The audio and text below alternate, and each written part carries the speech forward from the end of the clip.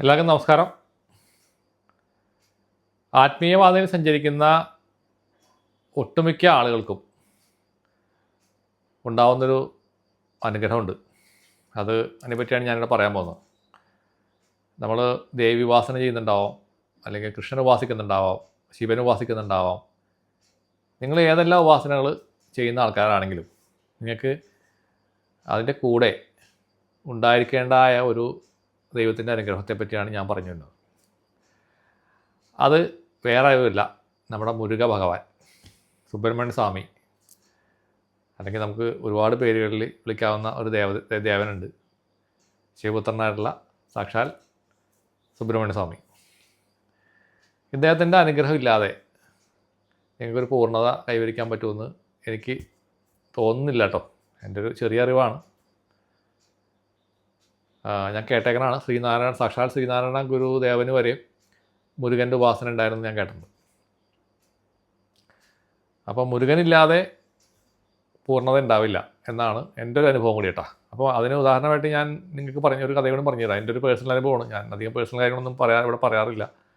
കാരണം ആളുകൾ പലരും പല നെഗറ്റീവ് കമൻറ്റും അതിനെപ്പറ്റി ഇടുന്നത് നമുക്കത് കുറച്ച് ബുദ്ധിമുട്ടുണ്ടാക്കുന്ന കാര്യമാണ്. കാരണം നമ്മളുടെ ആ ഒരു പേഴ്സണൽ കാര്യം ഷെയർ ചെയ്യുമ്പോൾ അതിൻ്റെ മുകളിൽ കയറി കമൻറ്റ് ഇടുക എന്ന് പറഞ്ഞാൽ എനിക്ക് കുറച്ച് ബുദ്ധിമുട്ടുണ്ടാകുന്ന കാര്യമാണ്. അതുകൊണ്ട് നമ്മുടെ പേഴ്സണലായിട്ടുള്ള കുറേ അനുഭവങ്ങൾ എനിക്കുണ്ട്, പക്ഷേ ഞാനതൊന്നും പറയാൻ ആഗ്രഹിക്കുന്നില്ല. അതുകൊണ്ടാണ്.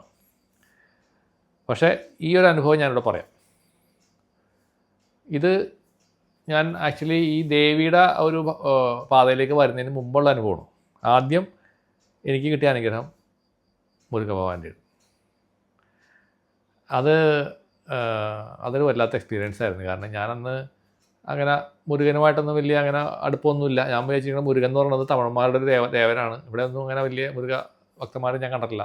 പക്ഷേ തമിഴ്നാട്ടിൽ ചെന്ന് കഴിഞ്ഞാൽ നമ്മൾ വണ്ടിയൊക്കെ ആയിട്ട് അവിടെ ചെല്ലുമ്പോൾ അവിടെ മുഴുവനും ഈ ബസ്സുമേയൊക്കെ മുഴുവനും മുരുകൻ്റെ വേലി, അതിൻ്റെ ഉള്ള ഫോട്ടോ, പ്രതിമകൾ, പിന്നെ കാവടിയൊക്കെ എടുത്തിട്ട് ആൾക്കാർ അങ്ങോട്ടും ഇങ്ങോട്ടും പോകുന്നതൊക്കെ കണ്ടിട്ടുണ്ട്.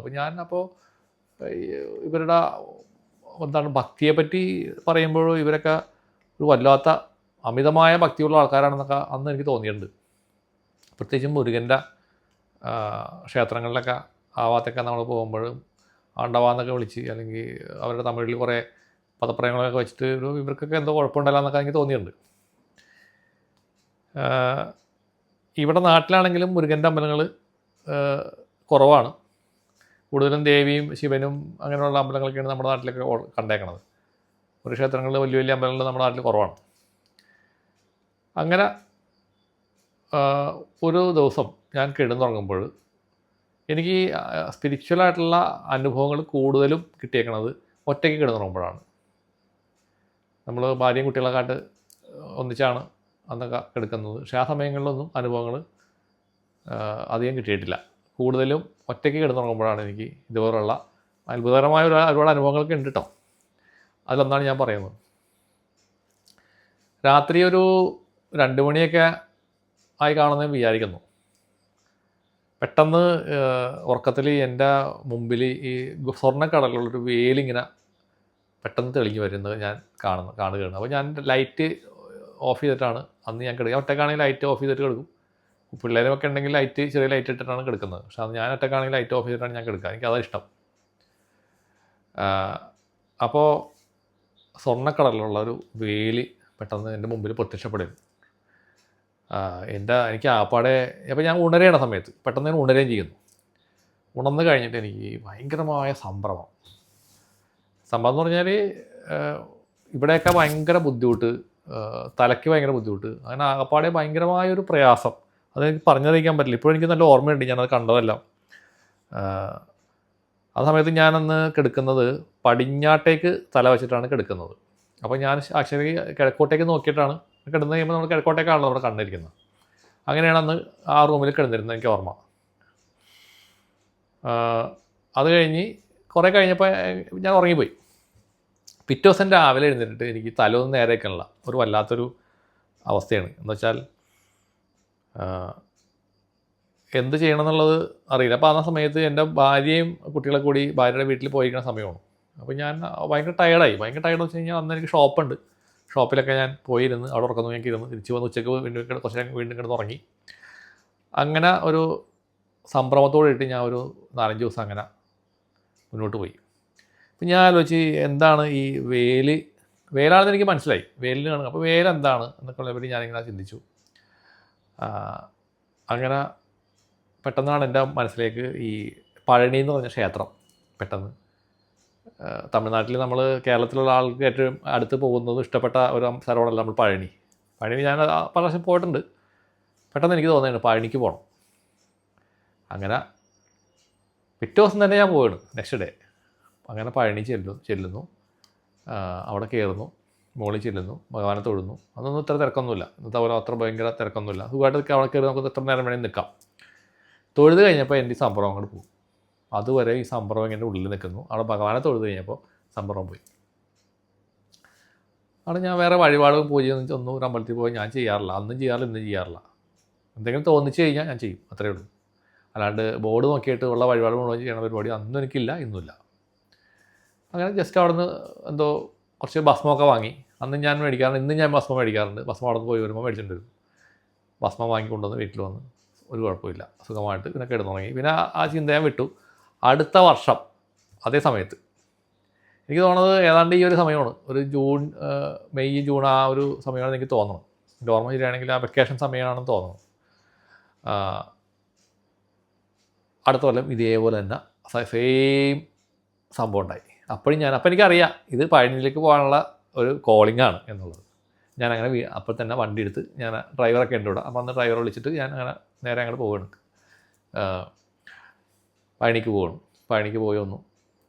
പിന്നെ അതൊരു ശീലമാക്കി, എല്ലാ വർഷവും പഴനിക്ക് പോകുന്നൊരു അവസ്ഥ. പിന്നെ ഞാൻ ഒറ്റയ്ക്കുള്ള യാത്രയാണല്ലോ, അപ്പോൾ ഞാൻ ഈ വണ്ടിയൊക്കെ ഒന്നും വിളിക്കാതെ, അല്ലെങ്കിൽ നമുക്ക് വണ്ടിയൊക്കെ അന്നും ഉണ്ട്.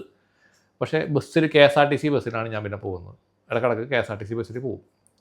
ആ യാത്ര വർഷങ്ങളോളം ഞാൻ തുടർന്ന് വന്നു. ഇടക്കിടക്ക് KSRTC ഇവിടെ നിന്ന് തൃശ്ശൂർ ചെല്ലും. തൃശ്ശൂരിൽ നിന്ന് ഒരു KSRTC ഉണ്ട് 9 മണിക്ക്, ആലപ്പുഴയിൽ നിന്ന് വരുന്നൊരു KSRTC ബസ്. അതിൽ കയറിയിരിക്കും. ഉച്ച കഴിയുമ്പോൾ അവിടെ പഴനി ചെല്ലും, ബസ് സ്റ്റാൻഡിൽ നിന്ന് കുതിരവണ്ടി വിളിച്ചിട്ട് നേരെ അങ്ങടേക്ക് പോകും. അവിടെ നിന്ന് മുകളിൽ കയറി തൊഴുതിറങ്ങി തിരിച്ച് അതുപോലെ തന്നെ പാതിരാത്രിയാകുമ്പോൾ നമ്മൾ ആലുവയിൽ വന്നിറങ്ങും. ഒരു വീട്ടിലെത്തുമ്പോൾ 2 മണിയൊക്കെ ആവും, വെളുപ്പിന് 2 മണിയൊക്കെയാണ് തിരിച്ചെത്തുന്നത്. അവിടെ നിന്ന് ഇങ്ങോട്ടേക്ക് ടാക്സി വിളിച്ചിട്ടൊക്കെയാണ് വരുന്നത്, അല്ലെങ്കിൽ ഓട്ടോറിക്ഷ വിളിച്ചിട്ടൊക്കെ വരും വീട്ടിലോട്ട്. അപ്പോൾ അത് ആ മുരുകൻ്റെ ഒരു അനുഗ്രഹം,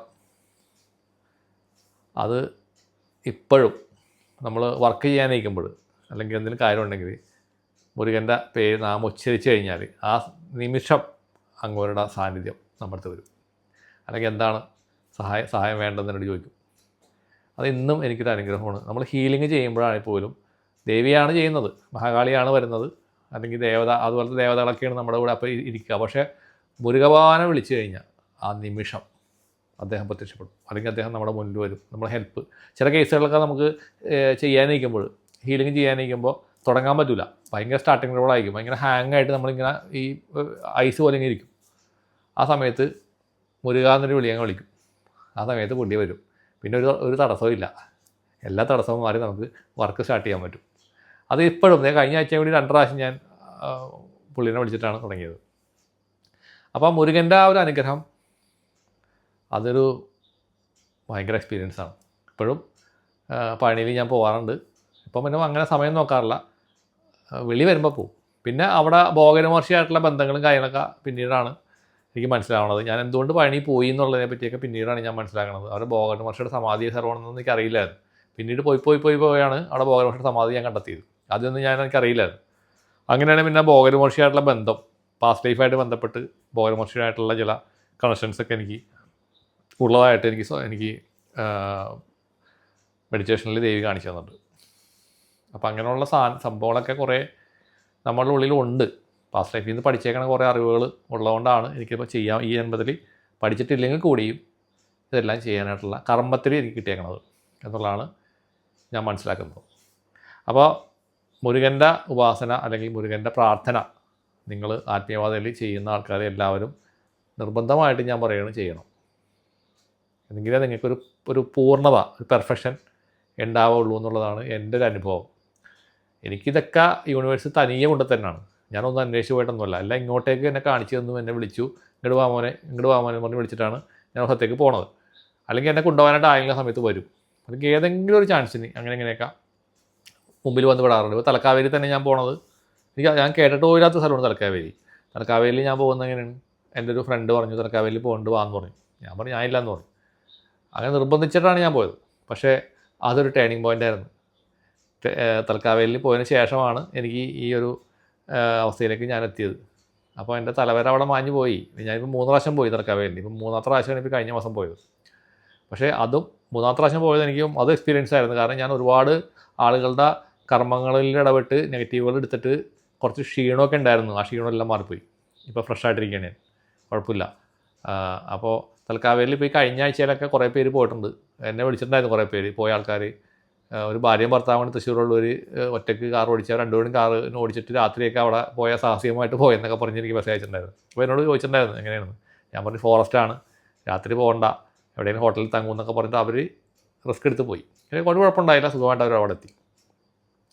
ഇപ്പോഴും ആൾക്കാർ ഫോട്ടോ അയക്കാറുണ്ട്, തലക്കാവേലിൽ പോയി എന്ന് പറഞ്ഞിട്ട് ഫോട്ടോ അയക്കാറുണ്ട്. അപ്പോൾ അതൊക്കെ നിങ്ങൾക്ക് ദൈവാനുഗ്രഹമാണ്, ദൈവയുടെ അനുഗ്രഹമാണ് അവിടെ നിങ്ങൾ എത്താമെന്ന് പറഞ്ഞു കഴിഞ്ഞാൽ. തലക്കാവേലിൽ നിങ്ങളെല്ലാവരും പോകണം. അതുപോലെ പഴനിയിൽ വല്ലപ്പോഴൊക്കെ നിങ്ങൾ പോകാൻ ശ്രമിക്കുക. അല്ലെങ്കിൽ ഒന്നും പറ്റിയില്ലെങ്കിൽ നിങ്ങളുടെ അടുത്തുള്ള മുരുകക്ഷേത്രങ്ങളിൽ പോവുക.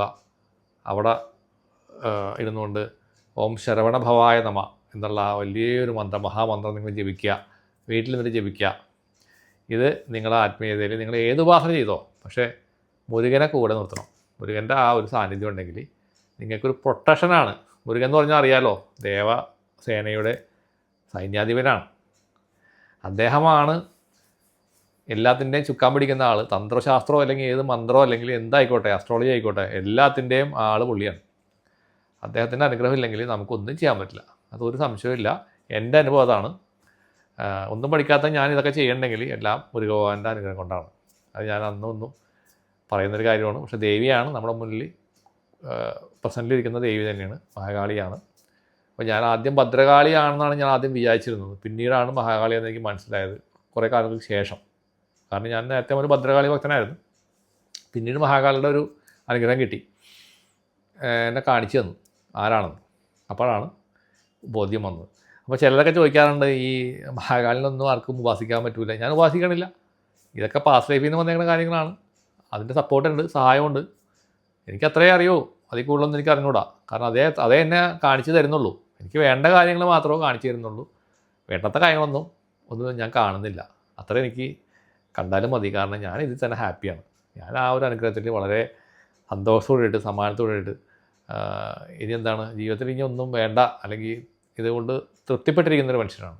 ഇപ്പം ഞാൻ ഒത്തിരി ആളുകൾക്ക് ഒരു കൊല്ലം കൊണ്ട് തന്നെ നിരവധി ആളുകൾക്ക് എന്നെ കൊണ്ട് പറ്റുന്ന ഒരുപാട് സഹായങ്ങൾ ദക്ഷിണ മേടിച്ചിട്ടാണ് ചെയ്യുന്നത്. എന്നിരുന്നാൽ കൂടിയും ചെയ്യാൻ സാധിച്ചു എന്നുള്ള ഒരു സന്തോഷം, ഒരു അഭിമാനം എനിക്കുണ്ട്. അതാണ് ഏറ്റവും വലുത്. എല്ലാവർക്കും നന്മ വരട്ടെ. നന്ദി, നമസ്കാരം.